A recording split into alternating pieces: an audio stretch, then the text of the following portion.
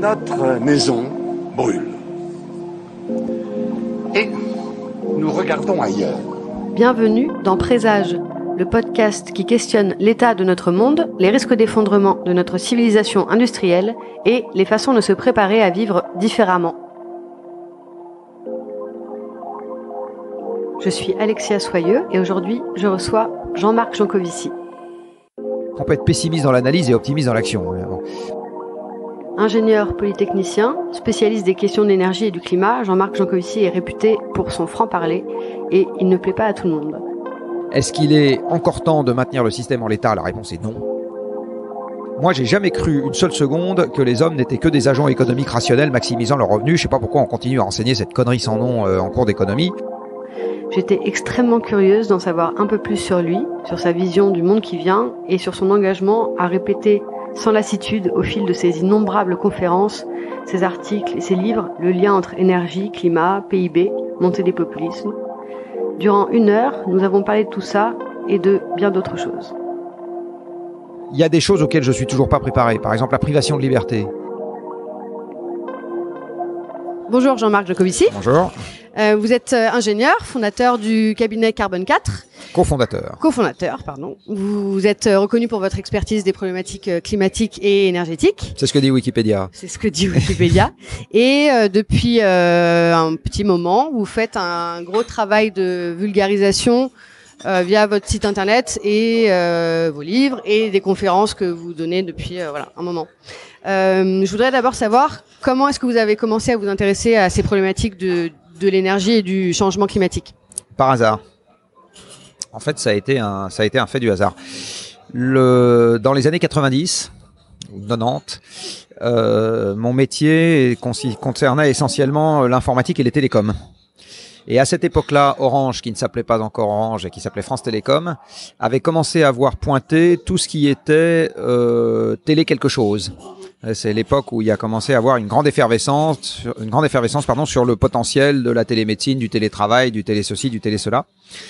Et France Télécom avait demandé à la société avec laquelle je travaillais de faire tout un tas de business plans sur le potentiel de ces nouvelles modalités de travail ou d'organisation. Et puis, en regardant ça d'un peu près, il y a quelque chose qui a commencé à arriver dans les raisonnements, qui était tout ce qui est télé quelque chose permet d'éviter des déplacements. Enfin, en théorie.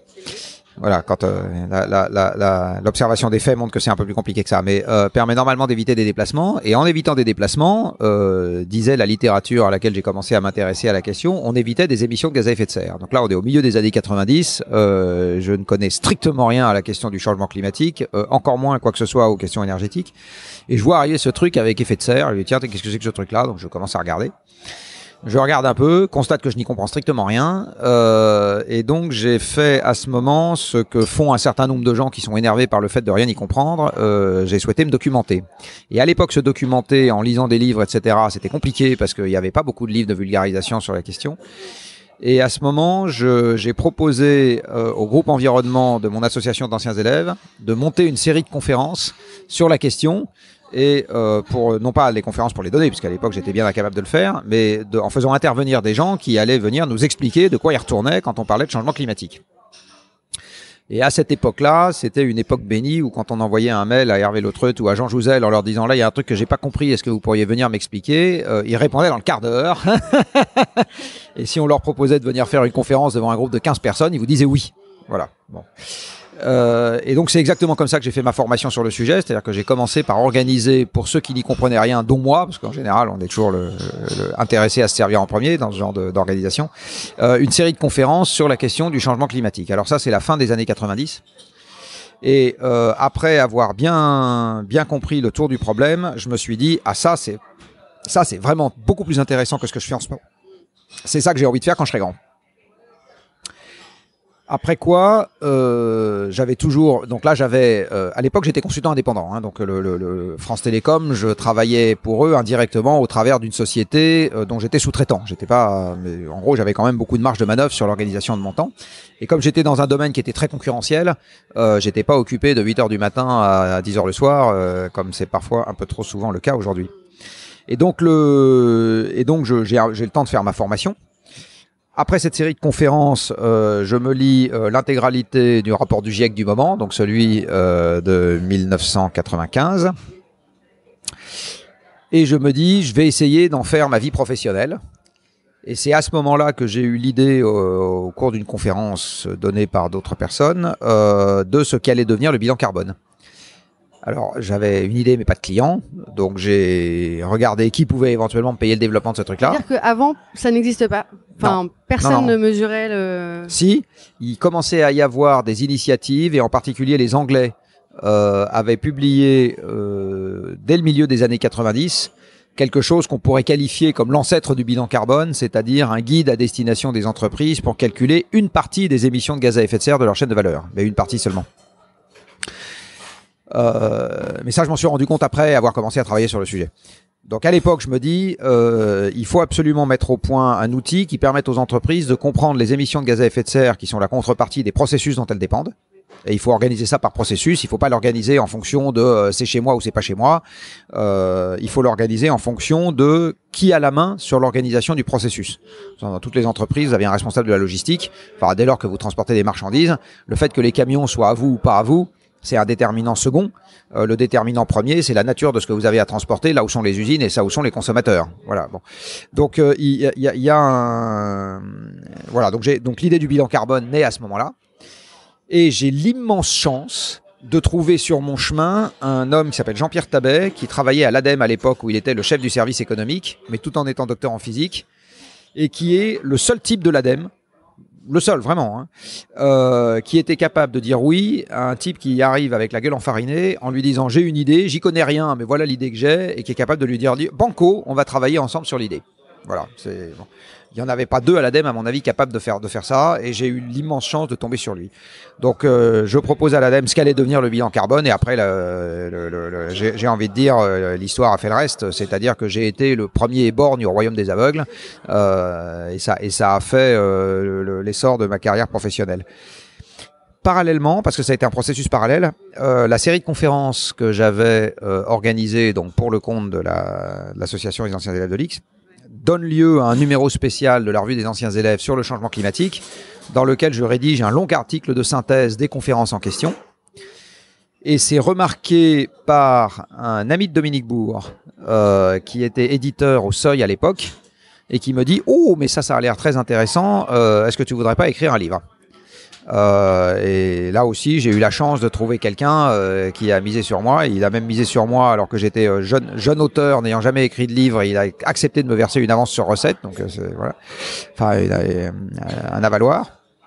Et j'ai écrit ainsi mon premier livre qui s'appelait L'avenir climatique, qui est paru en 2002 ou 2003, je me souviens déjà plus, et qui lui a fait le début de entre guillemets ma carrière de vulgarisateur, parce qu'un livre ça peut rendre visible aux yeux des médias.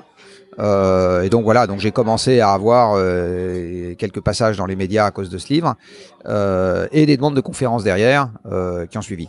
Mais ça a été deux processus parallèles, c'est-à-dire que ce qui a fait ma carrière professionnelle, c'est développé raisonnablement indépendamment de ce qui a fait ma carrière de vulgarisateur entre guillemets et de très modeste écrivain. Ça a été deux processus parallèles. Et depuis, vous avez fait combien de conférences ? Je sais pas, 700 ou 800. Enfin, si je mets bout à bout les conférences et les formations, une conférence n'étant rien d'autre qu'une formation pour 800 personnes, je dois en être à 7 ou 800. Et du coup, là où je voulais en venir, c'est qu'est-ce que ça fait de travailler depuis aussi longtemps sur ces sujets, et d'essayer de répandre pas forcément la bonne parole, mais la connaissance juste, et de voir qu'il n'y a pas grand-chose qui change ou que ça va peut-être un peu pire qu'avant, quoi. Alors, il y a plusieurs manières de répondre à ça. D'abord, une précision, c'est que quand je regarde ce que je faisais comme conférence en 2002 et ce que je fais aujourd'hui, c'est quand même pas exactement pareil. D'abord, pour une raison tout simplement technique, c'est qu'en 2002, le vidéoprojecteur était un truc qui était beaucoup plus rare qu'aujourd'hui. Et donc, à l'époque, les conférences, je les faisais avec des supports sur transparent. Donc, les plus jeunes qui vont nous écouter, ils ne savent même pas qu'il y a eu une époque où le monde n'avait pas de vidéoprojecteur, n'avait pas Internet, n'avait pas de smartphone et n'avait pas de Snapchat, ce qui est quand même vraiment quelque chose, on n'ose même pas imaginer. C'était vrai. Et donc on avait donc un vidéoprojecteur, c'était un rétroprojecteur, pardon. Ça projetait une image fixe, voilà. Point. Et donc je me baladais avec mon paquet de transparents, qui je sais pas, j'en avais 200 ou 300, et puis je piochais dedans à la volée en fonction du public que j'avais en face de moi. À l'époque, je racontais pas la même chose qu'aujourd'hui. Par exemple, quand j'ai commencé à faire mes conférences, le lien énergie-économie, je l'avais pas du tout en tête. Enfin, je l'avais. C'est quand même central. Aujourd'hui, c'est central. Je l'avais pas en tête. J'avais pas compris finalement à quel point vouloir régler le problème du changement climatique, c'était en gros vouloir délibérément contracter l'économie à peu de choses près. Donc donc je racontais pas les mêmes choses. Tous ces domaines techniques, donc le changement climatique en est un, il y en a plein d'autres, hein, sont aujourd'hui des domaines dans lesquels on apprend à tout âge. Je veux dire, encore aujourd'hui, j'apprends des choses que je ne savais pas. Donc ça a aussi, en fait, on a l'impression que je fais toujours la même conférence, peut-être vu de l'extérieur. Moi, j'ai pas l'impression de faire la même. Je parle d'un sujet qui est globalement le même. Ça, c'est clair que je me suis pas mis à parler de la façon de faire de la décoration d'intérieur avec des rideaux. Mais par contre, je ne parle pas de la même façon de ce sujet. Je mets pas l'accent sur les mêmes points saillants. Je n'ai pas la même façon de vulgariser les choses. Voilà, on peut trouver des astuces au fur et à mesure. La deuxième chose qui fait que le deuxième élément qui fait qu'on ne se répète qu'à moitié, c'est qu'à chaque fois que le public change, vous avez une partie des questions qui sont pas les mêmes. Donc il y a des questions qui sont toujours les mêmes. Je peux vous dire, il n'y a pas une conférence qui se termine sans que j'ai droit à la question qui est que fait la police, c'est-à-dire que font les politiques. Voilà. Ce qui est très propre à la France, parce que comme on considère que le chef de l'État c'est à la fois notre parrain, notre père, Dieu, et le roi, etc., et qu'il est chargé de nous prendre sous son aile protectrice, quand il y a un danger quelque part, on se dit où est l'aile protectrice et que fout le propriétaire de l'aile protectrice. Voilà. Bon, on oublie un peu trop que c'est aussi à nous de nous prendre en charge. Mais il y a d'autres questions qui évoluent avec le temps. Ça, c'est intéressant parce que c'est un thermomètre. Je me rappelle par exemple que dans les conférences que je faisais il y a 15 ans, en général, j'avais droit dans les questions à deux catégories d'emmerdeurs, pour mettre un peu les pieds dans le plat, les climato-sceptiques et les antinucléaires. Bon. Ce qui, soit dit en passant, sont deux catégories d'emmerdeurs qui, vis-à-vis de la science, se comportent exactement de la même manière. Les climato-sceptiques nient la science climatique, les antinucléaires nient le corpus scientifique dont on dispose sur le nucléaire. Voilà, c'est le même type de comportement. Et dans un cas comme dans l'autre, en fait, ils illustrent cette maxime des indégivrables là que j'aime beaucoup. Vous connaissez, les indégivrables de Gorse. Il y a une planche de Gorse sur laquelle vous voyez un pingouin dire à l'autre les faits sont violemment démentis par mon opinion. Bon, c'est exactement ça. Le climato-scepticisme, comme le nucléaire, comme l'antinucléarisme, obéissent à cette quand on compare la science et l'idée que les gens s'en font, il y a un grand écart. Donc j'avais droit à ça. Et puis maintenant, j'ai droit à des questions qui ne sont plus du tout de cette nature. En général, les questions sont essentiellement sur le terrain de l'action. Comment on arrive à avancer. Bon. La difficulté à laquelle on se heurte aujourd'hui n'est plus de croire les faits, elle est d'arriver à prendre conscience du fait que, au fond, régler le problème du changement climatique, c'est accepter de se confronter à une limite, et que de se confronter à une limite est un truc dont on a horreur, puisque toute l'action humaine ever depuis que les hommes existent, c'est au contraire d'essayer de dépasser les limites. Voilà. Plus haut, plus loin, enfin, rappelez la devise des Jeux Olympiques, Situs, Altus, Fortus. Enfin, je veux dire, globalement, je sais pas s'il faut dire le destin ou l'envie profonde des hommes, c'est de faire plus que ce qu'ils faisaient avant. Faire moins, on sait pas faire. Bon, or, le changement climatique, c'est faire moins. Bon. Donc ou régler le problème du changement climatique de manière délibérée, c'est faire moins. Donc, oui, je pars toujours d'une forme de tronc commun. Et encore, j'ai pas toujours la même manière de rentrer dans le problème. Par contre, la façon dont ça évolue derrière est quand même quelque chose qui a beaucoup bougé en 15 ans. Et est-ce que vous n'êtes pas quand même un peu, je sais pas, est-ce que vous êtes désespéré vis-à-vis l'inaction et de Non, l'empire mais des choses. j'ai écrit un jour que le fait d'être optimiste ou pessimiste, c'était pas une affaire de situation, c'est une affaire de code génétique.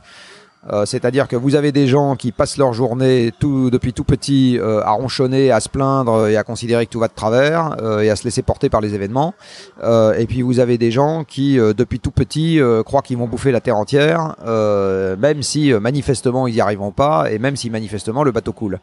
Donc l'optimisme, c'est pas une affaire d'analyse rationnelle de la situation, c'est une affaire de gène, c'est une affaire de personnalité. Bon. Et l'optimiste, il a souvent l'optimiste dans l'action, parce qu'on peut être pessimiste dans l'analyse et optimiste dans l'action. Bon. Ça s'appelle quelque part une forme de cynisme. Bon. Non mais j'assume, il m'arrive de temps en temps d'être cynique, hein. Ou caustique, une variante du cynisme. Mais l'optimiste, il a cette caractéristique que souvent il entreprend, et que la réussite de sa petite entreprise peut suffire à lui amener le baume au cœur qui va bien dans un monde qui par ailleurs n'évolue pas comme il souhaiterait que ça évolue. Voilà. Et moi je suis exactement dans cette situation. C'est-à-dire que par rapport à tous les gens qui reçoivent le message que je leur envoie en pleine figure en disant ouïe aïe aïe, qu'est-ce qui va m'arriver, moi j'ai la chance d'être déjà dans l'action et d'avoir déjà dans l'action des indicateurs qui vont dans le sens de quelque chose qui est sympathique. Alors je vais prendre deux exemples. En 2007, avec Alain Grandjean, on a fondé un cabinet de conseil qui s'appelle Carbone 4. Quand on a fondé le cabinet de conseil, on était 2 associés et 2 employés à mi-temps. Aujourd'hui, on est 35. Et comme chacun sait, à chacun sa croissance sent bon. C'est pas avec 35 personnes qu'on va sauver le monde, ça c'est clair. Comme je le dis souvent à mes employés, le propre de Carbone 4, c'est d'être une société à durée limitée, parce que dès qu'on a réglé le problème du changement climatique, on dissout la société. Mais je n'ai aucune inquiétude quant au fait que les gens qui auront contribué à sauver le monde trouveront très facilement à se réemployer ailleurs. J'ai pas beaucoup de doute là-dessus. Donc mais à court terme, on n'y est pas encore. Et donc ça, par exemple, c'est la marque quand même d'une forme de crédibilité qui augmente. Parce que si les entreprises acceptent de nous donner plus d'argent, c'est quand même quelque part que ce dont on s'occupe a plus de valeur pour elles. Bon. Ou que l'imminence des chocs est plus proche, quoi. Non, mais donc ça a plus de valeur. Oui, oui. Voilà, plus l'environnement est risqué, plus votre prime d'assurance a de la valeur. Donc, ou plus vous acceptez de la payer. Donc, voilà. Donc, il y a à côté de ça, j'ai monté le Shift, qui là aussi, pour le moment, est encore vivant après 7 ans d'existence. Donc, bon, quand même raisonnablement content. On a monté à côté de ça, on a aidé Gaël à monter sa chaire Énergie et Prospérité, qui est aussi toujours vivante et qui croît et embellit. Donc, quand on regarde un certain nombre de graines qu'on a plantées il y a maintenant 10 ou 15 ans, il y en a quand même une partie qui ont germé et donné des plantes. Alors, encore une fois, ces plantes ne sont pas suffisantes pour oxygéner l'atmosphère au bon niveau, si je continue dans le parallèle. Mais ça fait partie des choses qui permettent de ne pas désespérer Billancourt. C'est-à-dire que dans un monde où, effectivement, globalement, les émissions de gaz à effet de serre augmentent, la température augmente, le nombre de catastrophes imputables au climat augmente, et c'est que le début. La détresse liée au stress énergétique dans l'OCDE augmente, quoi qu'on en dise sur le retour de la croissance, car regardez le nombre de sans-abri dans Paris et la vitesse à laquelle ça augmente. Donc, enfin voilà, il y a tout un tas de trucs qui évoluent dans la mauvaise direction, mais très égoïstement, à mon petit niveau. Il y a des marqueurs de l'action du sujet dans lequel je suis qui sont plus que du baume au cœur. C'est-à-dire qu'il y a des choses qui... l'ambiance au sein de Carbone 4 est très dynamique parce que c'est une bande de jeunes. Heureusement qu'on est là, les associés, pour mettre une moyenne d'âge à peu près correcte, parce que sinon c'est vraiment... c'est l'école maternelle, non je plaisante, mais c'est quand même une bande de jeunes. Ça a un côté très, très revigorant, très vivifiant de se retrouver dans cette ambiance tous les jours. Donc, voilà, donc il y a des éléments, on va dire, moteurs dans mon petit univers personnel égoïste qui font que non seulement on peut avoir le code génétique qui incite à l'action, mais on peut en avoir la récompense dans son univers immédiat. Voilà. Après, c'est clair qu'une analyse rationnelle de la situation montre que le ciel est plutôt en train de s'obscurcir. Et justement, on entend des choses un peu différentes. On entend il sera bientôt trop tard pour on ne sait pas quoi exactement. On a 3 ans pour agir. Je pensais à ça. J'ai entendu le plan 1000 milliards pour le climat. Donc on dit qu'on a 3 ans pour agir. Moi je comprends pas exactement. On a 3 ans pour agir avant quoi. Ou alors on entend aussi on a 20 ans pour sauver le monde en gros. Et donc voilà, qu'est-ce que vous pensez vous de ça? On a combien de temps pour agir et pour sauver quoi exactement? Alors si le but du jeu c'est de maintenir une humanité à quelques milliards d'individus avec une espérance de vie à 70 ans à la naissance pour les siècles qui viennent, c'est déjà trop tard. Bon. Si le but du jeu c'est de maintenir des hommes, quel que soit leur nombre, en quantité suffisante pour qu'ils puissent se reproduire et que l'espèce survive, il sera jamais trop tard parce qu'on est une espèce tellement ubiquiste que on est des morpions, on s'accroche partout. Enfin, je veux dire, quand on voit que les Esquimaux ont réussi à survivre sans pétrole, sans charbon, sans gaz, avec des phoques et des igloos, enfin, je veux dire, voilà, on est une espèce tellement adaptable. Tant qu'il reste trois animaux à bouffer, il restera des hommes quelque part. Bon. Mais est-ce qu'il en restera 5 milliards, 500 millions ou 5 millions? Ça, j'en sais rien du tout. Et en fait, ce dont je suis totalement persuadé, c'est qu'à l'échéance du siècle, il n'en restera pas 5 milliards vivants comme dans les conditions de vie d'un Français ordinaire. Ça, c'est absolument certain. D'un Français ordinaire d'aujourd'hui. Du coup, vous parlez quand même de l'échéance du siècle. Oui, parce que je sais pas... alors, c'est beaucoup plus facile de faire de l'attribution des causes. Alors, le problème d'une expérience qu'on fait pour la première fois, ce qui est le cas de changer massivement le climat et je sais pas quel est le terme français, de dépléter, enfin de supprimer, on va dire, d'amenuiser, voilà, rapidement les ressources non renouvelables dont on dépend par ailleurs. Toute notre civilisation est basée sur le fait qu'on peut puiser dans la nature des minerais métalliques, du pétrole, des pierres de carrière, etc. Tout ça, c'est des ressources non renouvelables. Bon. Donc, on a à l'amont tout un système qui dépend de ressources non renouvelables. À l'aval, toute une épuration de nos déchets qui est basée sur le postulat que le monde est tellement vaste qu'on peut mettre ce qu'on veut dedans, il reste stable. Les deux postulats sont faux. Et donc, plus on attend et plus tout ça va être déstabilisé. Mais on ne comprend comment ça s'est passé que ex post. Tout simplement parce que quand on fait une expérience pour la première fois, il y a plein de conséquences qu'on n'est pas capable de prédire avec finesse à l'avance. Dans mon dernier bouquin, j'explique par exemple que le printemps arabe a un déterminant énergie-climat majeur. J'aurais jamais été capable de le prédire. Donc je suis capable de proposer cette théorie une fois que ça s'est passé. Mais personne... Alors, et maintenant, du reste, par effet de reproduction, je suis capable de dire quels pays sont à risque à l'avenir à cause exactement des mêmes causes. Je peux vous dire l'Algérie, je peux vous dire le Mexique, je peux vous dire le Venezuela. Enfin voilà, il y a un certain nombre de pays qui sont... Mais j'aurais pas été capable, avant ce qui s'est passé au moment du printemps arabe, de faire une prédiction fine. Incapable. Donc le problème de cette double contrainte, de la contrainte de la finitude du monde, en gros, face à une humanité qui ne cherche qu'à croître et embellir, c'est que là où les craquements vont s'appliquer, vous n'êtes pas capable de le prédire de manière fine. Bon. Donc c'est comme la tectonique des plaques.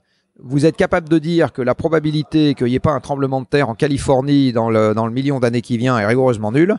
Par contre, est-ce que vous êtes capable de dire que ça va avoir lieu dans 5 ans, dans 10 ans, dans 20 ans, dans 50 ans? Non. Est-ce que vous êtes capable de dire que plus on attend et plus la probabilité que ça soit violent augmente? Ça, oui.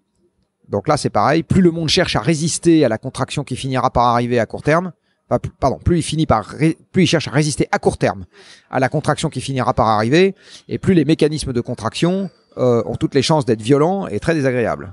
Bon, ça c'est voilà un exemple idiot, enfin facile à comprendre. Mais une fois qu'on a dit ça, personne ne sait dire le mur, il est à tel moment. C'est une vision très binaire, le mur. En gros, c'est avant vous êtes vivant, après vous êtes mort. Donc avant il y a une humanité, après il y en a plus. C'est quoi le mur exactement? Bon, voilà. Donc en fait, il y a pas vraiment de mur. Il y a une augmentation graduelle de la pression à laquelle on soumet le système, et donc de la probabilité qu'il réagisse plutôt plus vite et plutôt plus violemment à la pression en question. Donc pour répondre à la question initiale, est-ce qu'il est encore temps de maintenir le système en l'état? La réponse est non.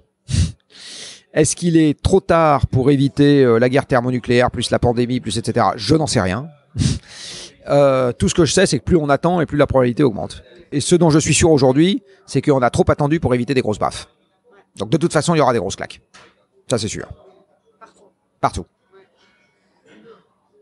Mais ces grosses claques peuvent passer par des chemins en apparence détournés pour les gens qui connaissent pas bien le problème, qui s'appelle le vote populiste. Et moi, j'explique dans mon dernier bouquin aussi en quoi c'est très lié à la question énergétique. Et c'est pas géopolitique, c'est à cause de son rôle physique. Ça peut passer par des implosions politiques, ça peut passer, enfin je veux dire, et ça passera par des processus de cette nature. Ce qui veut dire en plus que au moment où ça commencera à se manifester, il y aura une erreur sur l'attribution des causes, c'est-à-dire qu'on verra la cause là où elle n'est pas, et du coup, il y a toutes les chances pour que les premières tentatives de réponse au problème n'y changent rien, voire l'aggravent. Là aussi, je donne quelques exemples de sujets dans lesquels aujourd'hui on est en train de dépenser notre argent pour régler les problèmes qui n'existent pas, et ce faisant, par effet d'éviction, on ne le dépense pas pour régler les problèmes qui existent vraiment. Comment est-ce que votre parole est reçue auprès des dirigeants d'entreprise et des politiques ? Alors ma parole est reçue au niveau des dirigeants d'entreprise suffisamment pour faire vivre une société qui fait quelques millions d'euros de chiffre d'affaires, mais qui n'en fait pas quelques milliards. Donc ça donne quand même la mesure du fait que le problème reste limité aujourd'hui. Si je donne une échelle rapide, le plus grand cabinet d'expertise comptable au monde, donc l'un des Big Four, fait 250 000 personnes. Donc pour compter les euros, les entreprises acceptent de faire vivre un certain nombre de monstres qui ont 250 000 personnes. Donc ça doit vouloir dire à vue de nez 30 milliards d'euros de chiffre d'affaires. Vous voyez, 30 milliards d'euros de chiffre d'affaires versus Carbone 4 qui en fait 3 millions. Vous avez un rapport de 1 à 10 000 entre les moyens que les entreprises acceptent de mettre dans le fait de compter les euros et les moyens qu'elles acceptent de mettre dans le fait de compter le carbone, qui est la base de tout quand on veut agir. Bon. Donc très raisonnablement, la réponse pessimiste à la question qui vient d'être posée, c'est elles reçoivent, mais ça change pas grand-chose. Est-ce qu'il y a des chefs d'entreprise qui ont radicalement changé de... Non. Il y en a qui disent qu'ils vont radicalement changer, mais quand on regarde dans les faits, entre maintenant et il y a 15 ans, il n'y a pas de différence. Donc, enfin, il n'y a pas de différence, il n'y a pas de rupture. Voilà. Bon. Faut quand même voir que les entreprises, et c'est à ça que servent les services com, leur première envie, c'est de manipuler la presse. Comme tous les mouvements militants, moi compris, soit dit en passant. Bah oui. Si la presse était non manipulable, il n'y aurait pas de service communication. Les journalistes trouveraient tout seuls de quoi ils doivent parler, feraient de vraies investigations au lieu de recevoir des communiqués de presse et de les transformer en articles. C'est un peu méchant ce que je suis en train de dire, mais la façon dont fonctionne la presse, c'est exactement ça. Bon. Et donc les journalistes, alors quand vous dites aux journalistes qu'ils participent trop souvent à une vaste entreprise de manipulation, ils vous disent que non, qu'ils sont parfaitement compétents, qu'ils savent de quoi ils parlent. Enfin, c'est connerie. La meilleure preuve en est, c'est que si c'était faux, ce que je disais, tous les médias parleraient pas des mêmes sujets au même moment. Le fait qu'ils parlent tous des mêmes sujets au même moment, ça montre bien qu'il y a un émetteur unique qui a parlé plus fort que les autres, et à ce moment-là, ils sont tous emparés du sujet. Voilà. Donc pour faire passer dans les médias le message comme quoi ils ont bien compris que c'était un problème et qu'ils vont s'en occuper, là, il n'y a pas de sujet. Le message est passé. Bon. Pareil dans le monde politique. Mais une fois qu'on a passé le stade des discours, souvent, on est encore très très loin des mouvements de fond qui permettent d'avancer sur le sujet. Dit autrement, aujourd'hui, des entreprises qui disent très bien, je vais nommer un monsieur Carbone, il va être à droite du président. Il aura autorité pour réfuter tous les plans industriels de tous les patrons de business unit qui me disent tant chez Carrefour que chez Saint-Gobain ou chez Schneider ou chez Airbus, je vais tout passer à la paille de fer d'une compatibilité avec une trajectoire de degrés, ça n'existe pas. Nulle part. Jamais. J'ai pas vu ça une seule fois dans ma vie. Je connais en France, dans les clients de Carbone 4, nous avons aujourd'hui un directeur de la stratégie. Un. Qui est un mec sérieux. Mais on en a un. Bon. Donc c'est juste pour dire, alors que des directeurs de la stratégie en France, il va y en avoir des milliers. Donc et on est capable de le servir, cet homme-là. Hein. Il nous a même avoué un jour en rigolant qu'il était très content d'avoir bossé avec nous parce que on lui avait fait pour 10 fois moins cher et mieux ce que McKinsey lui aurait fait pour 10 fois plus cher et moins bien. Donc, voilà, mais c'est juste pour dire, aujourd'hui, il y a big talk, small action. Enfin, je veux dire, on est vraiment dans un contexte dans lequel il y a 3 ordres de grandeur entre le discours et les actes. Tout le monde est ouais, tout le monde va être vert, la finance va être verte, c'est merveilleux, etc. La croissance va être verte, machin, enfin tout va être vert. Je rappelle que vert, c'est aussi quand on a digéré un truc de travers et qu'on s'apprête à dégueuler. Hein, bon. Donc voilà, donc c'est ça aujourd'hui la situation. Ce qui a quand même changé, donc là, ça c'était la partie verre à moitié vide. La partie verre à moitié plein, c'est que aujourd'hui, le discours que je porte, il y a une demande très fortement croissante pour venir le porter dans les entreprises. C'est-à-dire que on n'est pas encore au stade où les gens acceptent où les dirigeants d'entreprise acceptent de payer très cher pour commencer à avoir une vraie action de lobbying pour qu'on s'occupe du sujet, sauf certains. Et une vraie envie de dépenser des dizaines de millions pour réfléchir à la façon dont ils vont reconfigurer leurs activités pour essayer de passer un peu mieux la rampe. D'accord ? Par contre, on en est maintenant au stade qui n'existait pas il y a 15 ans, où dans à peu près toute entreprise, il y a quelques alliés qui veulent que des gens comme moi aillent parler au COMEX. Voilà. C'est ça la situation qu'on a aujourd'hui dans les entreprises. Et j'ai assez souvent des demandes d'intervention. En fait, quand je regarde, parce que un ingénieur, ça aime les statistiques. Donc, quand je regarde à qui j'ai causé pendant mes 800 conférences en question, donc j'ai fait une petite nomenclature. Et donc, j'ai les gens dans les milieux économiques. Donc ça, c'est quand je vais faire une conférence à l'intérieur d'une entreprise, ou pour une chambre de commerce, ou pour une fédération professionnelle, ou à l'occasion d'un salon économique, ou etc. D'accord ? Ça va dans l'économique. J'ai les conférences que j'ai fait pour les hauts fonctionnaires. Les conférences que j'ai fait pour des audiences strictement politiques, des assemblées d'élus, etc. Les conférences que j'ai faites pour des journalistes en formation. Donc pas des gens qui viennent m'interviewer, des journalistes en formation qui veulent comprendre. Hein. C'est bien, vous allez voir les proportions. En gros, et les interventions que j'ai faites qui relèvent de la formation, mes cours à l'école des mines, plus toutes les conférences que je peux faire dans des écoles d'ingénieurs. Non.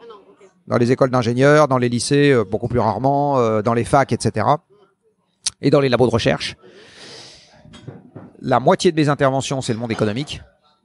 Un quart de mes interventions, c'est enseignement et recherche.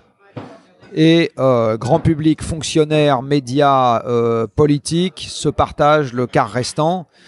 Politique, ça doit être 1%. Là-dedans, je compte les auditions à l'Assemblée nationale, par exemple. Les hauts fonctionnaires, c'est quelques pourcents. Le grand public, ça doit être 10%.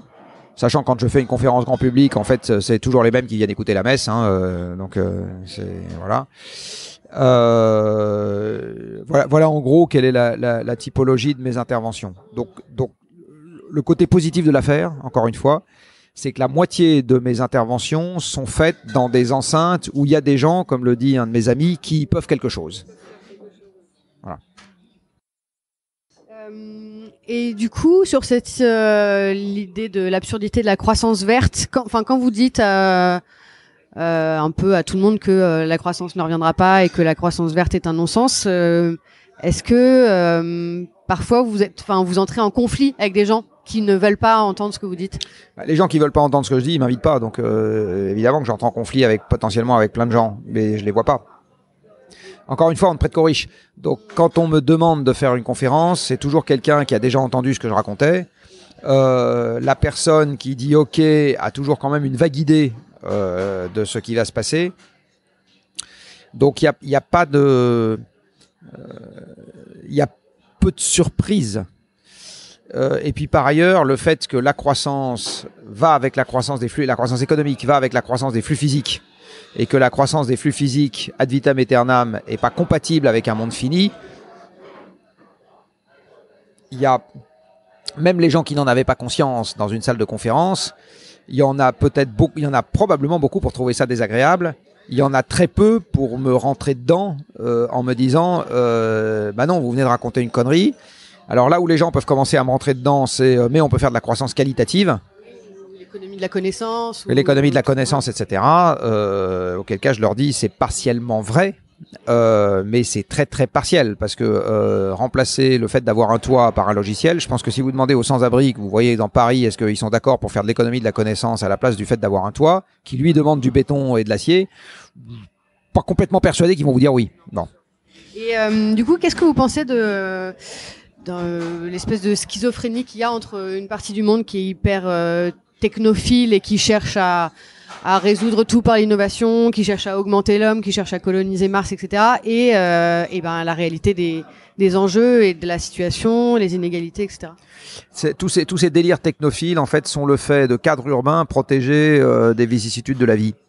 En fait, c'est des envies de gamins. Les premiers gamins étant les Californiens, parce que les Américains sont des grands enfants. C'est les plus grands enfants de la Terre. Voilà. Donc une fois que le Californien il a quelques dizaines ou centaines de millions sur son compte en banque, enfin voilà, qu'il a tout pas de problème, que le seul truc qui lui manque, c'est d'être immortel. Donc il cherche à être immortel. Et comme les États-Unis, c'est un pays prédateur par excellence, c'est-à-dire c'est le pays qui impose ses inventions au reste du monde par un système prédateur, à la fois sur les cervelles et sur le droit de propriété, derrière ça diffuse dans le reste du monde. Et comme les Français de temps en temps n'oublient pas d'être cons, ils disent ça c'est très intelligent, c'est très malin, donc on va faire la même chose. Bon. Donc on est un peuple de suiveurs aujourd'hui, hein. C'est très clair, hein. On a beau se gargariser, essayer de retrouver une grandeur gaullienne, etc. On est en fait en pratique Macron le premier. Macron, son amour de la tech est un amour de suiveur. C'est pas un amour de précurseur. Donc voilà, alors le rêve rifkinien de tout régler par la technique, c'est le résultat de 2 siècles d'histoire. Jusqu'à il y a 2 siècles, c'est-à-dire jusqu'à l'essor des machines mues par les combustibles fossiles, parce que quand on dit l'essor des combustibles fossiles, en fait, c'est l'essor des convertisseurs mus par les combustibles fossiles, des machines, et donc la machine à vapeur et le moteur à combustion interne, puis loin derrière dans l'histoire, le moteur électrique. Mais l'histoire de la révolution industrielle, c'est l'histoire de la découverte de nouveaux convertisseurs qu'on a réussi à alimenter avec des sources d'énergie surpuissantes que le corps humain ne sait pas exploiter en direct. Si vous buvez du pétrole, ça vous permet pas de voler et ça vous permet pas d'avancer à 100 km/h. Voilà, vous allez même pas vous sentir très bien. Mais on a inventé des convertisseurs. Donc on sait convertir chez vous de l'énergie d'un morceau de poisson ou d'une frite. Pas bonne pour la santé, trop gras du reste. Et vous allez réussir à transformer ça en mouvement, pas très rapide, 20 km/h au maximum. On a découvert des convertisseurs qui savaient faire beaucoup mieux que ça. Et c'est l'essor de ces convertisseurs qu'on fait la civilisation industrielle.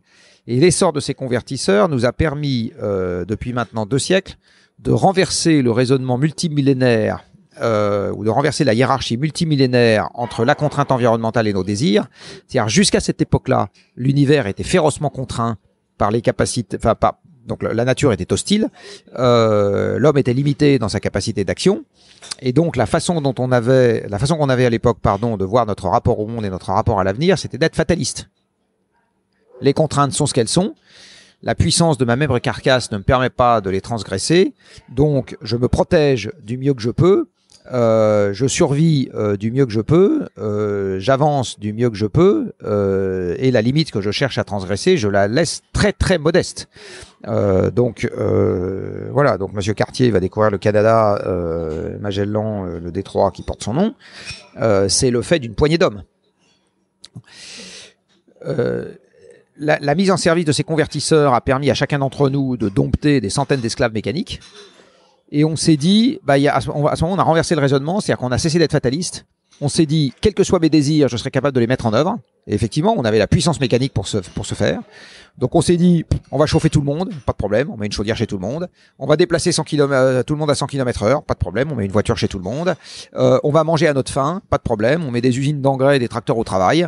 On va vivre vieux, pas de problème, on met en place un système de prophylaxie, d'adduction d'eau, parce qu'il faut bien voir que ce qui a fait l'espérance de vie, c'est très très peu la médecine curative et énormément la prévention. C'est l'alimentation et l'hygiène qui ont fait l'adduction d'eau potable et l'évacuation des étrons loin des villes. C'est ça qui a fait parce qu'avant, quand on avait les cadavres et la fosse à purin juste à côté du puits, c'était pas terrible. En tout cas, ça régulait plus les populations, ça c'est clair. Bon. Donc on s'est abstrait des mécanismes de régulation grâce à l'énergie, et du coup on a renversé le raisonnement entre les frontières naturelles du monde et nos désirs. Donc avant on calait nos désirs sur les frontières du monde, et maintenant on a calé les frontières du monde sur nos désirs. Et caler les frontières du monde sur nos désirs, c'est le rêve techniciste. C'est le rêve que quels que soient nos désirs, de toute façon la technologie permettra de le satisfaire. Point.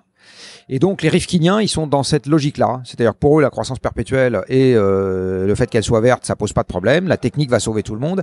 Et cette logique-là est particulièrement vraie aux États-Unis pour une raison assez simple, c'est que c'était the land of plenty. Donc c'était l'incarnation ultime du monde plein de ressources où il suffit de désirer pour avoir ce à quoi on aspire. Et donc c'est pas étonnant que le rêve techniciste vienne des États-Unis.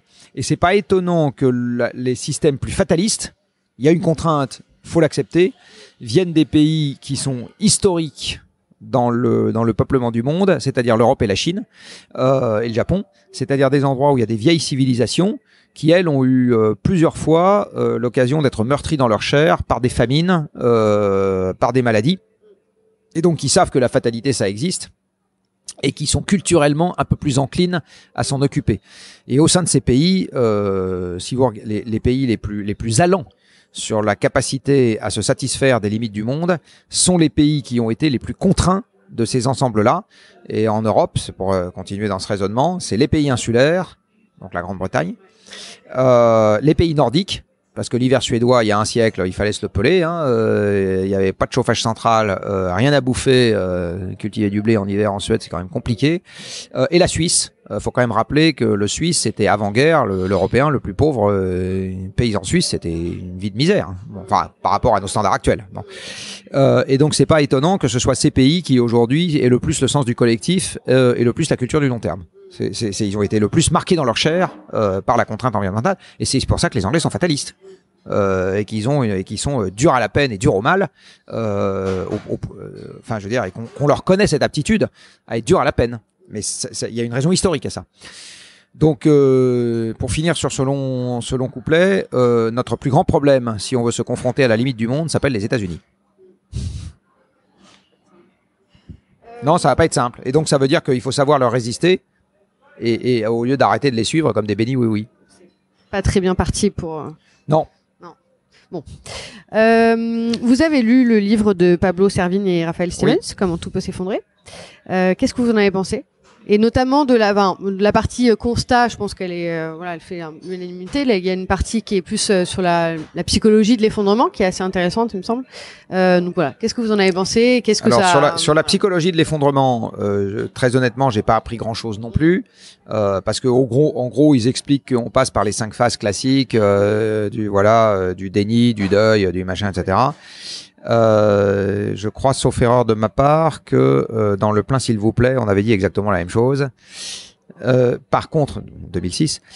Par contre, ce que j'ai trouvé très intéressant dans leur bouquin, c'est leur capacité à argumenter sur le fait que la résilience n'était pas une affaire de capacité individuelle, mais une affaire de capacité collective. Dit autrement, qu'on devient résilient quand on arrive à se constituer un réseau d'entraide. Qui va permettre de ne pas devoir compter que sur ses forces propres pour faire face à l'adversité. Voilà, ça j'ai trouvé ça très intéressant, l'argumentation qui va derrière ça. Donc en gros, ils combattent le mythe du fermier américain enterré dans son bunker avec 200 jours de vivre, le fusil, 4 ans de cartouches, l'abri anti-atomique, etc. et capable de résister à tout ce qui lui tombera dessus. Voilà, eux, ils argumentent le fait que c'est le sens du collectif et la coopération. Voilà, exactement. C'est une idée séduisante, enfin à laquelle on a envie de se rattacher, en tout cas quand oui, puis en plus, non mais surtout, moi j'ai trouvé ça intéressant parce qu'en fait, quand j'y réfléchis bien, ça correspond à une réalité. Ouais. Déjà. C'est vrai. Et du coup, est-ce que vous vous préparez à vivre différemment dans un futur plus ou moins proche ? Alors, moi, je me prépare à vivre différemment au sens de, je suis psychologiquement un peu plus préparé qu'avant. À ce qui se passe des choses désagréables dont qu'il faudra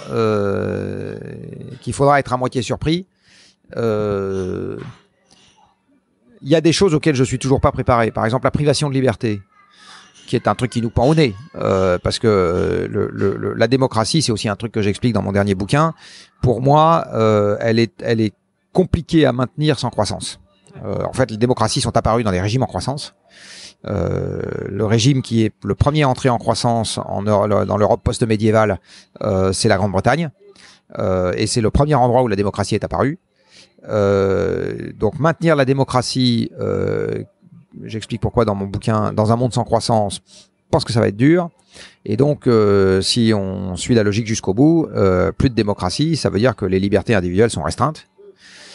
Ça, très honnêtement, par exemple, c'est un truc dont j'ai pas encore totalement fait mon deuil. Bon. Sur d'autres sujets, le fait qu'on va un peu plus se peler l'hiver pour ce qui restera de l'hiver, etc. Non, mais je veux dire, je sais que c'est ça qui nous attend. Bon. Le fait que les transports en commun vont voir leur qualité de service se dégrader pour des raisons de contraintes économiques, sans croissance, ils n'ont pas plus de moyens. Par contre, sans croissance, il y a de plus en plus de gens qui n'ont pas les moyens de se payer une bagnole et qui veulent s'en servir. Donc, il va y avoir à un moment un antagonisme entre la quantité de gens qui veulent y avoir droit et les ressources pour faire fonctionner le truc. Je m'y attends. Bon. Donc, quand les gens gueulent sur le quai du RER parce qu'il a 10 minutes de retard, moi, je gueule pas du tout. Là-dessus, je suis devenu très fataliste et je me dis, il faut juste s'organiser en conséquence. Donc, on part avec un bouquin et puis si ça dure 10 minutes de plus, ça dure 10 minutes de plus et puis voilà. Donc, il y a un certain nombre de sujets sur lesquels je suis déjà voilà. Il y a d'autres sujets individuels, par exemple l'endroit où j'habite, la performance thermique de ma maison, etc. Où là je suis pas encore en ligne avec ce que je devrais faire, mais je suis tombé sur un problème que énormément de gens connaissent dès lors qu'ils ont une cellule familiale, qui est que la prise en compte de ce problème dans une cellule familiale, elle est inhomogène. C'est-à-dire, tout le monde n'accepte pas d'aller à la même vitesse sur la prise en compte de ce problème et les conséquences qu'il faut en tirer. Or, une décision, par exemple sur le logement, est nécessairement une décision collégiale. C'est-à-dire, si vous êtes en couple, vous n'allez pas imposer à votre conjoint le choix d'une chaudière alors que lui, il dit « je suis contre ». Non, mais ça n'existe pas. Ni le choix d'une nouvelle destination. Ni le choix d'un nouveau lieu où habiter. Enfin, je veux dire, l'achat d'un logement, pour ceux qui ont les moyens d'acheter un logement, c'est quand même l'achat le plus important de votre vie. Bon. Donc, voilà. Donc, une des difficultés dans la progression des gens qui ne sont pas seuls. Alors, ça fait rigoler parce que beaucoup de gens qui s'intéressent à ce sujet sont jeunes. Donc, ils sont pas encore liés par des obligations familiales. Même s'ils sont en couple, ça se défait plus facilement que plus tard, une fois qu'il y a des enfants. Ils ont pas d'enfants. Donc, ils ont pas la conscience aiguë du fait que c'est difficile de changer, même quand vous en avez envie, mais que c'est pas homogène au sein de votre cellule familiale. Voilà. Quand pour la 50e fois vous revenez du marché en ayant ramené du poulet et que votre conjoint vous dit j'en ai marre, j'ai envie de manger du bœuf, non mais vous faites quoi? Qu'est-ce que vous faites? Donc les jeunes ils voient pas ça. Et même motif, même punition. Quand dans le salon il fait 19 degrés et que le conjoint, ça c'est un vrai sujet de discorde. Ouais. Et que votre conjoint vous dit tu fais chier avec tes conneries, moi je voudrais qu'il fasse 20 ou 21, faites quoi? Bon. Et puis pour ceux qui en ont encore les moyens, quand votre conjoint vous dit moi j'ai envie d'aller au Canada et vous dites bah non il faut prendre l'avion donc moi j'ai pas envie, vous faites quoi? Bon. Donc voilà, donc il y a plein voilà, alors il dit moi j'ai pas envie, oui mais machin et machine ils y sont allés, c'est dégueulasse, enfin bon. Donc tous ces sujets là sont des sujets qui sont pas du tout anecdotiques. Et aujourd'hui, soit dit en passant, je n'ai jamais vu de sociologue ou de psychologue s'intéresser à ce que moi je crois être un sujet absolument central pour que cette préoccupation se convertisse plus vite en acte, qui est c'est quoi la façon de faire avancer ce genre de sujet au sein d'une cellule familiale où la motivation de départ est inhomogène. Voilà. Ben moi, j'aimerais bien qu'il y ait des gens qui bossent un peu sur la question parce que, à mon avis, c'est un des freins majeurs à l'action. L'histoire économique vient derrière, à mon avis. Non, mais la question de la norme sociale, c'est-à-dire ce à quoi on considère qu'on a droit ou pas droit, c'est beaucoup plus puissant, à mon avis. Je le redis, si ma femme pense qu'elle a le droit de manger du bœuf, c'est pas une affaire d'économie. C'est-à-dire les gens qui sont encore assez riches pour s'acheter un pot-au-feu ou un steak haché, il y a quand même un certain nombre. Bon. Ouais, mais c'est une question de raisonnement. Oui, on est d'accord, mais comment on y arrive? C'est quoi les trucs et astuces, c'est quoi la façon de travailler là-dessus, c'est quoi les discours, c'est quoi les etc. Je me rappelle qu'à l'époque, où j'étais proche de la fondation ex-Nicolas Hulot et qui maintenant s'appelle Pour la Nature et l'Homme, je leur avais suggéré de travailler sur 2 sujets qui étaient faire en sorte que les jeunes couples retournent au marché plutôt que d'aller au supermarché. Alors ça peut paraître tout con, mais quand vous allez au marché, vous participez à un système où globalement vous avez une bien meilleure gestion des stocks. Parce que le commerçant chez qui vous arrivez, vous aviez l'idée d'acheter des oranges, il vous dit bah, je suis désolé, j'ai plus d'oranges, mais j'ai de très bonnes mandarines. Bah, vous repartez avec des mandarines. Et vous allez chez le volailler, vous aviez l'intention d'acheter un poulet, il vous dit j'ai plus de poulet, mais j'ai un très bon canard. Là. Donc ils ont une bien meilleure gestion de leur stock. Et ça, je le sais pour avoir discuté avec des poissonniers, par exemple. Je sais que le taux de déchets des poissons en grande surface et chez les commerçants du marché ont rien à voir. Il y a un ordre de grandeur de différence entre les deux. Donc voilà. Vous allez avoir une aptitude à vous remettre à faire la cuisine qui est plus importante. Et donc, vous allez aussi participer à des systèmes qui sont globalement plus sobres sur le plan à la fois du gaspillage, etc. Moins d'emballage, moins de logistique, voilà.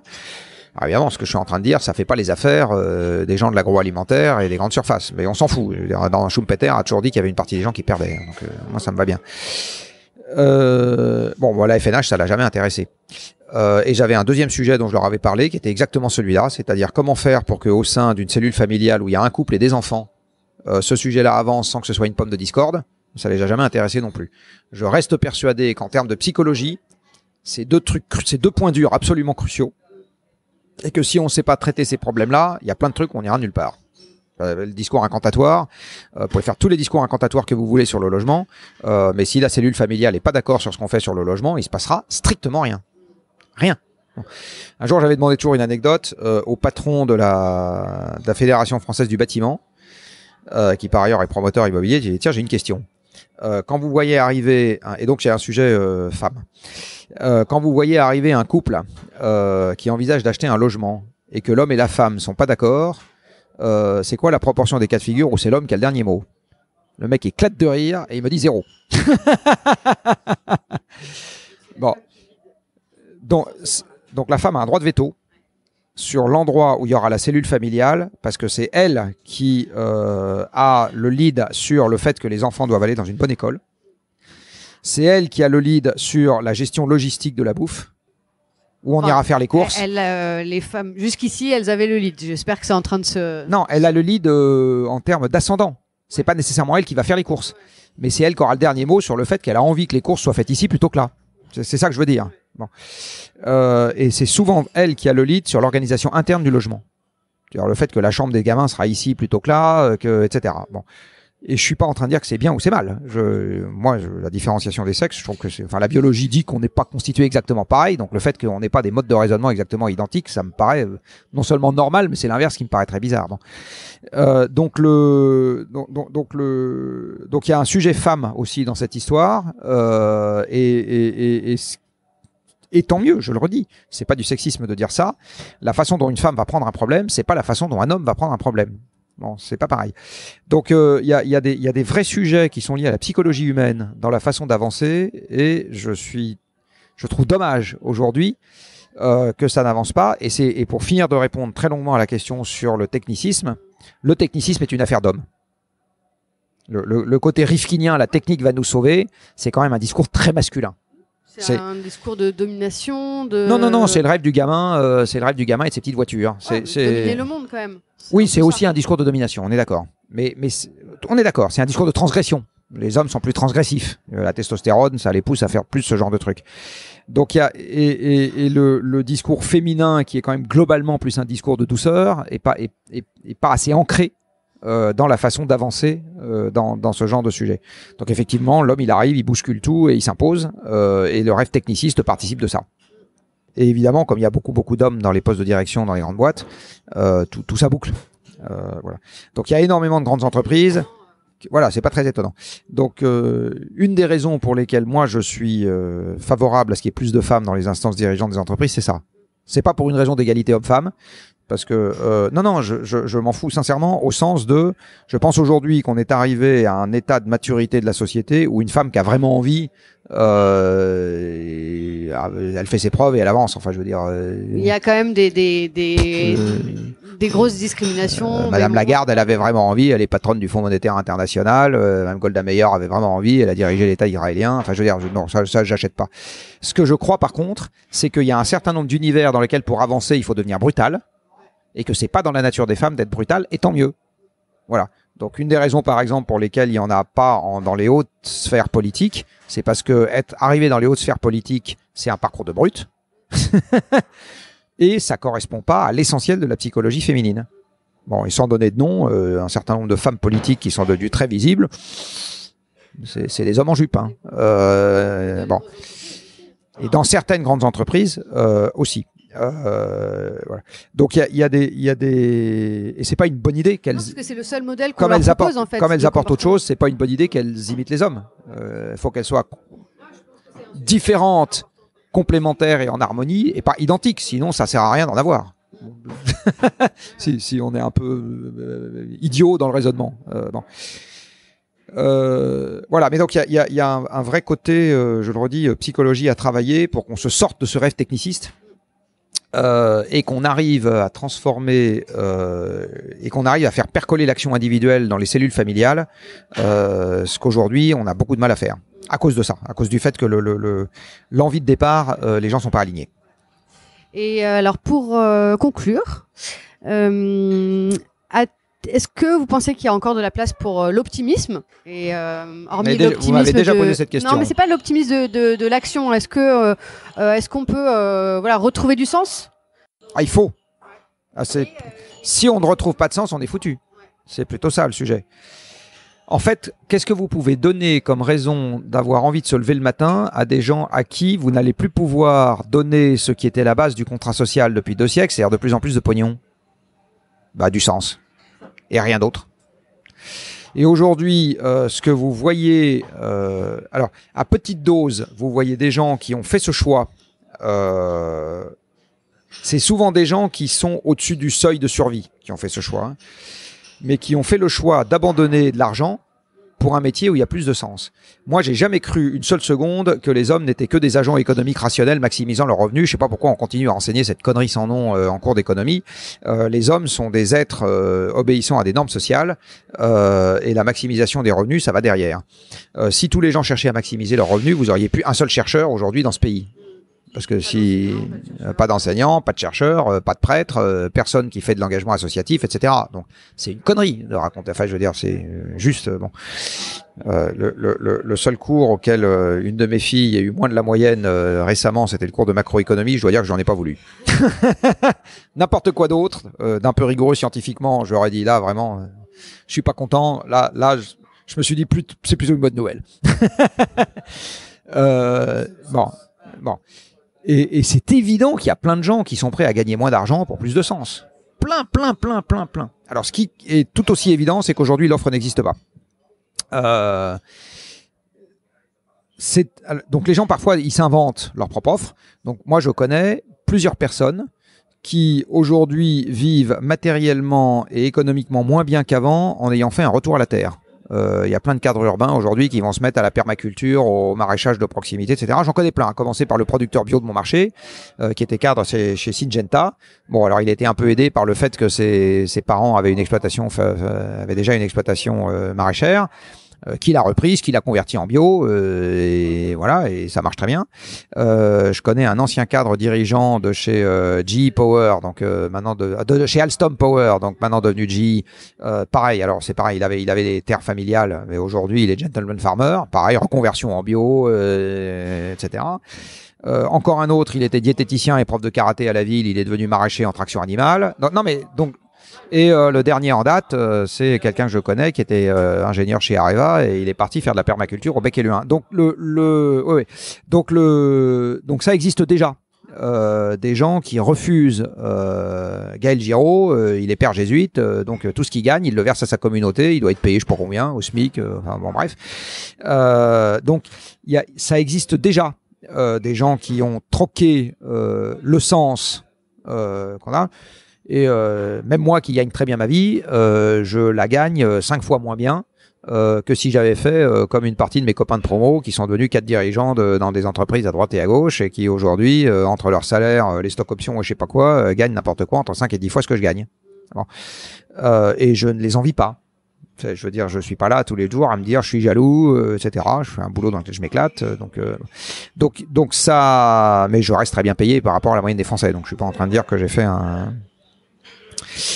c'est un sacrifice qui reste très très tolérable. Mais c'est juste pour dire la possibilité d'avoir moins. Là où le raisonnement s'arrête, c'est quand le moins vous entame vos besoins vitaux. Donc accepter d'avoir moins quand vous avez plus du tout de toit ou à bouffer, là ça devient compliqué. Mais on en est encore très loin. Parce que le logement c'est 30% de ce qu'on gagne et la bouffe c'est 2% du PIB. D'accord ? Donc mis bout à bout, un tiers de nos revenus correspond à des désirs vitaux, à des besoins vitaux. Tout le reste c'est du désir solvable. Tout le reste. Donc il y a de la marge. Y compris chez des gens qu'on a coutume de qualifier de modestes et qui au regard de ce qu'était un paysan du Moyen-Âge sont déjà immensément riches. Le smicard français est immensément riche au regard d'un paysan du Moyen-Âge. Il y a juste pas, enfin, c'est hallucinant. On aurait dit, c'était aussi l'introduction d'un de mes bouquins. On aurait dit à un paysan du Moyen-Âge, dans 3 siècles, enfin, il viendra un jour, pour être plus précis, où les gens vivront en moyenne 3 fois plus longtemps que toi, où ils n'auront jamais faim, où ils pourront manger de la viande quasiment à tous les repas, où ils pourront se déplacer à 100 km/h d'une simple pression du pied, où ils auront chaud l'hiver, parce que tous les smicards, en général, ils vivent dans un endroit qui est chauffé l'hiver, même pas bien. Ils auront encore leurs dents à 50 ans, etc. On aurait dit ça à un paysan, l'autre l'aurait regardé comme un martien, ou comme un fou. Le mec raconte quoi ? Bon. Donc c'est la réalité d'aujourd'hui. Et on a les jeux du cirque dans notre salon, ça s'appelle la télévision, et on a, enfin, je veux dire, il faut voir en pratique ce que c'était que la vie d'un paysan au Moyen-Âge. Il sortait jamais de sa ferme, il allait toute sa vie, il faisait 5 km autour de son domicile. À 30 ans, il avait la moitié de ses dents qui avaient disparu. Non mais il dormait dans un seul lit où il baisait avec ses gamins. Enfin, je veux dire, du reste, de temps en temps, il y en avait un qui était zigouillé pendant la nuit parce qu'on lui dormait dessus. Non mais il faut voir. On n'a pas conscience. Bon. Donc, entre cette condition-là, qui a été la condition multimillénaire de l'homme, et ce qu'on a aujourd'hui, moi je le redis, si on a vraiment envie de retrouver du sens, il y a de la marge. Bon. Par contre, le problème, et j'en reviens, c'est toujours pareil, c'est comment est-ce qu'on arrive dans un univers de choix, parce que la démocratie, c'est l'univers du choix, à entraîner une masse critique de gens dans un sens partagé. Ça, c'est pareil. C'est un truc qui, aujourd'hui, personne n'a trouvé la solution à cette équation. Les quelques fois où ça arrive, c'est en général des projets un peu violents. Mais pour le moment, ça reste un problème non résolu. Mais c'est aussi un des nœuds gordiens du sujet. C'est d'arriver à entraîner une fraction critique au sens physique du terme, au sens de qui déclenche la réaction, vers un projet commun qui est susceptible de parler à une majorité de la population. Alors, un de mes regrets, pour finir là-dessus, parce qu'il faut quand même dire du mal des politiques dans ce pays, c'est que je pense que Macron a encore, mais plus pour longtemps, un boulevard sur ce terrain-là, et que pour le moment, il ne sait pas s'en emparer. Alors, il est peut-être mal conseillé, stupide, pas assez formé, je ne sais pas. Mais il n'a pas compris que c'était, à mon avis, une de ses planches de salut.